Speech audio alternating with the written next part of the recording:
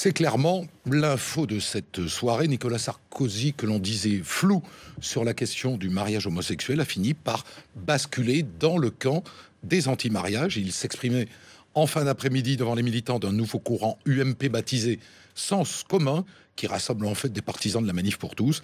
Il veut l'abrogation de la loi Taubira et l'instauration d'un contrat sans droit à l'enfant.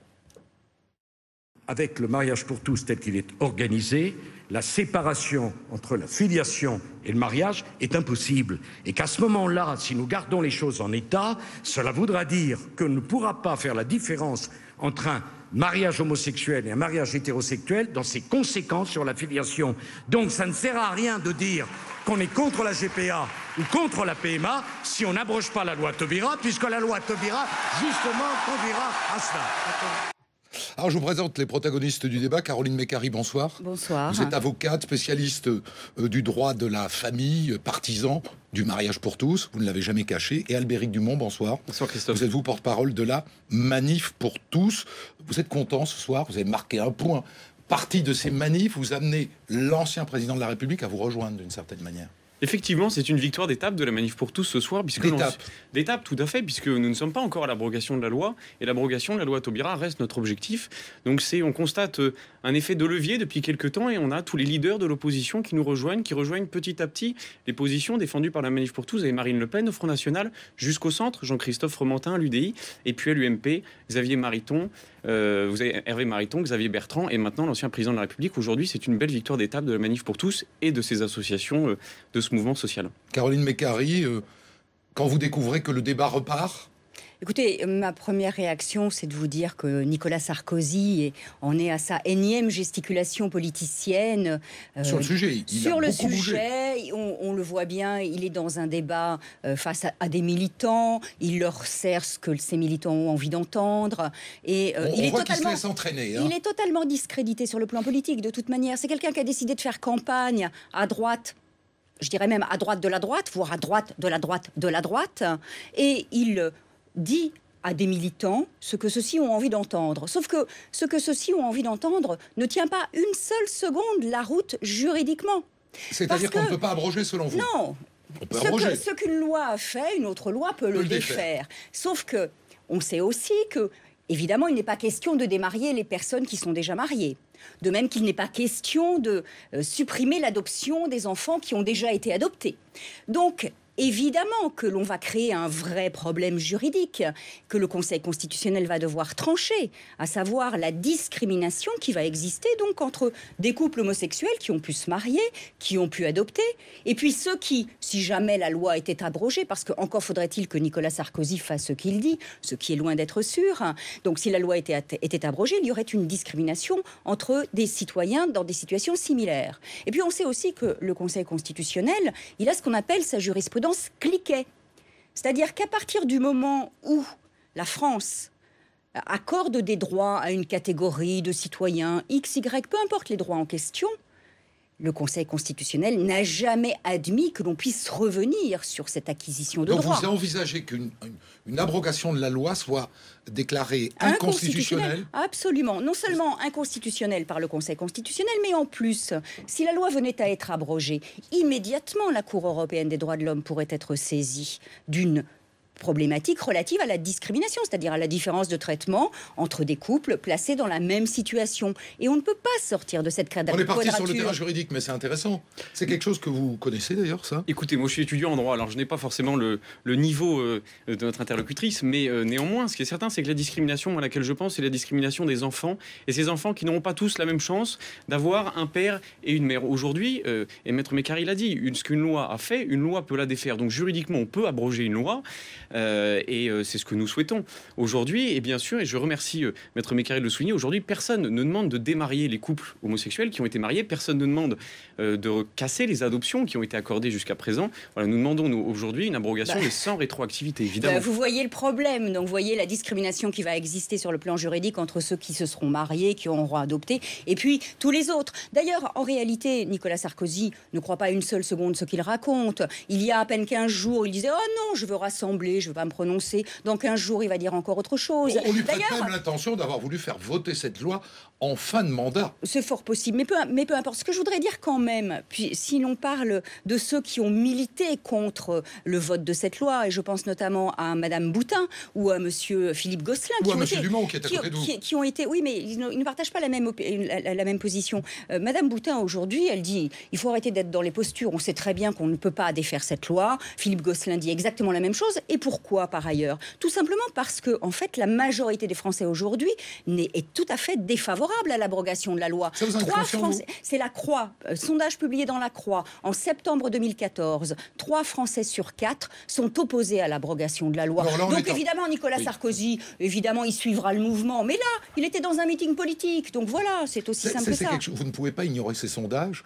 Vous ne voulez pas défaire une loi qui emporte l'adhésion d'une majorité de Français aujourd'hui. Écoutez, aujourd'hui, nous, ce que nous avons demandé depuis le début, c'est un grand débat national sur cette loi. Nous avions demandé... On en sort de ce débat. Non, ne dites pas que vous n'avez pas eu. On vient d'en avoir 2 ans de débat. Eh bien, écoutez, le débat n'a pas été au niveau, en tout cas au niveau où on l'espérait. Il a été long. Et puis, nous avons demandé aussi un référendum que nous n'avons pas eu. Et là, si vous vouliez avoir l'avis des Français, il aurait fallu faire un référendum. Les sondages, on sait ce que c'est en fonction des personnes qui les commandent. Moi, il y a un sondage que je retiens, tout bêtement, qui est celui qui a été fait d'ailleurs lors de notre dernière manifestation le 5 octobre et qui n'était pas commandé par nous, où 1 Français sur 3 partageait l'opinion de la Manif pour tous. Donc moi, aujourd'hui, ces sondages, quels qu'ils soient, je les trouve assez encourageants pour notre mouvement. Sur la question de la filiation, on dit aujourd'hui que la PMA et la GPA, et c'est l'argument de Nicolas Sarkozy, c'est bien. La PMA et la GPA sont une bonne raison d'abroger la loi Taubira. Est-ce que c'est un argument que vous reprenez à votre compte ? Écoutez, le génie, en tout cas du mariage pour tous, c'est dans l'invention de ce terme du mariage pour tous. Les gens pensaient que le mariage pour tous, c'était l'adoption des couples homosexuels. Le mariage des couples homosexuels.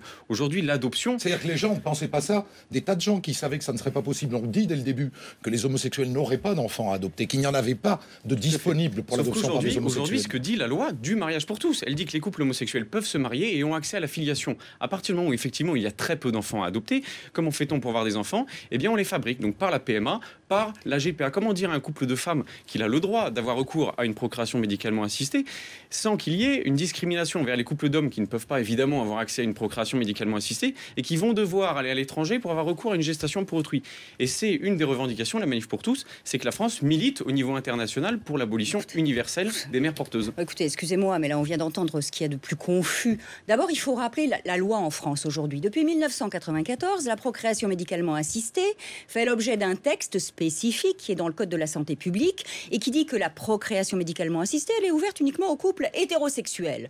Donc, mariés, pas mariés, les couples homosexuels n'y ont pas accès aujourd'hui. Ça, c'est très clair. Et la GPA quant à la gestation pour autrui, c'est la même loi de 1994, codifiée dans le Code de la santé publique, qui dit que la gestation pour autrui n'est pas possible en France, qu'on soit un couple homosexuel ou un couple hétérosexuel. Donc, vous voyez bien que ça n'a aucun rapport avec l'ouverture du mariage civil à tous les couples. Et que là, de l'autre côté de la barre, j'ai envie de dire, on essaie de vous enfumer, sauf que ça ne tient pas la route. Enfin, voilà. Écoutez, moi, ce qui est certain aujourd'hui, c'est que on nous dit effectivement qu'il n'y a pas de procréation médicalement assistée pour les couples homosexuels, qu'il n'y a pas de gestation pour autrui. Aujourd'hui, on connaît des couples, vous en avez invité d'ailleurs régulièrement ici, des couples qui ont fait des gestations pour autrui à l'étranger et qui aujourd'hui... À l'étranger, pas bien en sûr, France. Alors dans ce cas-là, vous dites... Dans ce à l'étranger, pas en France. C'est comme si on vous disait, il ne faut pas traverser les feux rouges, mais on vous explique comment les contourner. Non, mais aujourd'hui, attendez, il y a une loi... vous voulez abroger l'Europe, vous voulez abroger l'Europe, le principe de la liberté de circulation, le principe de libre établissement. Je ne vous ai pas interrompu, laissez-moi terminer. On a le droit de vous couper aussi un peu. Hein. Voilà. Un petit peu, mais dans la limite du respect qui est dû aux personnes. Tout à fait. Bon, moi aussi, donc ça tombe bien. Voilà, aujourd'hui, c'est ça. On va dire il y a des feux rouges, c'est des interdictions, mais on va les expliquer comment les contourner. Aujourd'hui, c'est la circulaire Taubira de janvier 2013 qui effectivement permet la régularisation des mères porteuses, enfin des enfants nés de mères porteuses à l'étranger, dans la retranscription de leur état civil. Aujourd'hui, voilà, nous demandons, et c'est ce qu'a... J'ai presque envie de vous dire que vous venez de m'offrir la plus belle objection que l'on puisse vous faire. Eh ben, j'en suis ravi. Si ça n'est plus faisable en France, de se marier et d'avoir des enfants, les homosexuels iront se marier en Belgique, en Espagne, aux Pays-Bas, aux États-Unis, etc. Et continueront de concevoir des enfants à l'étranger. Et ça changera quoi au final ? Sauf si la loi les en dissuade. De quoi faire? Non mais attendez, il est autorisé d'aller se marier où on veut dans le monde. De se marier, oui. Après, d'avoir recours à la gestation pour autrui, nous, c'est ce que nous demandons, c'est une abolition universelle de ce principe. Donc voilà, que ce soit en France ou à l'étranger, on ne peut pas dire... La gestation pour autrui, c'est quand même la marchandisation du corps de la femme. Est-ce que l'utérus d'une femme indienne vaut moins que l'utérus d'une femme française? Pardon, excusez-moi, mais quel rapport avec le mariage? Le mariage n'est pas articulé à la gestation pour autrui, je viens de dire. La gestation pour autrui découle du mariage pour tous. Mais si, pas bien du sûr. tout, enfin n'importe quoi. Mais alors écoutez, vous êtes étudiant en droit, vous avez encore manifestement beaucoup de choses à apprendre, parce que c'est totalement si vous voulez me donner des cours particuliers, non, je ne vous donnerai pas de cours particuliers. C'est bien dommage. Non, ça n'a pas, je suis pas là pour ça. Très clairement, ça n'a aucune espèce de lien. Ce qu'il faut retenir aujourd'hui, par rapport à la prise de position... Non, mais là où il a raison, c'est que d'une certaine manière, le droit, malgré tout, de se marier appelle un deuxième droit qui est celui d'avoir des enfants. Absolument pas. C'était inscrit dans la loi à travers l'idée d'adoption, Madame Mécari. Oui, mais alors attendez, je vais vous expliquer. Je crois que Christophe va avoir besoin de cours particuliers aussi. Je vais vous expliquer la chose suivante. Aujourd'hui, le mariage a ouvert l'adoption à tous les couples. Très bien. Un couple qui n'a pas d'enfant peut demander un agrément pour adopter un enfant. Simplement, on sait qu'il y a assez peu d'enfants à adopter. Il y a surtout aucun pays qui ne veut confier des enfants à des couples homosexuels. C'est exact. Voilà. Mais il y a une deuxième manière d'adopter, c'est-à-dire qu'un enfant peut vivre dans une famille composée de deux femmes et légalement, cet enfant n'a qu'un enfant. Si qu'un parent, si cette femme épouse, enfin si le couple se marie, celle qui n'est pas légalement la mère peut adopter l'enfant du conjoint. C'est ce qu'on appelle l'adoption de l'enfant du conjoint, tout simplement. On ne crée pas d'enfant particulièrement, mais on protège cet enfant en lui permettant d'avoir une double filiation, c'est-à-dire la transmission du nom. Si les deux parents viennent à décéder, il hérite des deux parents au lieu de n'hériter que d'un seul, et les deux parents exercent l'autorité parentale. Voilà. Qu'est-ce qu'on peut dire de mieux que cette protection, elle va dans le sens de l'intérêt de l'enfant. Et c'est d'ailleurs ce qu'a reconnu la Cour de cassation très récemment dans un avis rendu en septembre 2014. Je veux vraiment qu'on revienne sur cette idée qu'il est difficile dans le monde actuel, on peut le regretter. Peut-être est-ce regrettable, mais de penser la France seule. La France est dans un ensemble qui s'appelle l'Europe, lequel se trouve dans un ensemble qui s'appelle le monde. Et vous ne pensez pas que cela va... si la loi est abrogée en France, on ira en bénéficier ailleurs. Tous les homosexuels iront en bénéficier ailleurs. Oui, mais sauf, ça dépend si vous parlez du mariage ou de la gestation pour autrui. Aujourd'hui, on parle de la France quand même. Alors, même si effectivement on est dans des ensembles plus globaux comme l'Europe, comme le monde, aujourd'hui la France est quand même autonome dans ses lois et on a quand même des lois françaises qui s'appliquent aux citoyens français. Aujourd'hui, on parle d'un parti politique, on parle de Nicolas Sarkozy qui est candidat au parti d'opposition qui est l'UMP, qui est en France, on parle des lois françaises. Et aujourd'hui, voilà, la française est telle qu'elle est. Mariage pour tous, le mariage, l'adoption et donc la filiation. Et donc nous, ce que nous dénonçons, c'est bientôt l'ouverture de la PMA et de la GPA. Voilà, nous en avons terminé avec ce débat que nous pourrions poursuivre pendant des heures. Et comme je ne pensais pas que nous y reviendrions un jour, nous y reviendrons sans doute encore plein de fois derrière. Merci à tous les deux. Twitter pour poursuivre la conversation. Merci.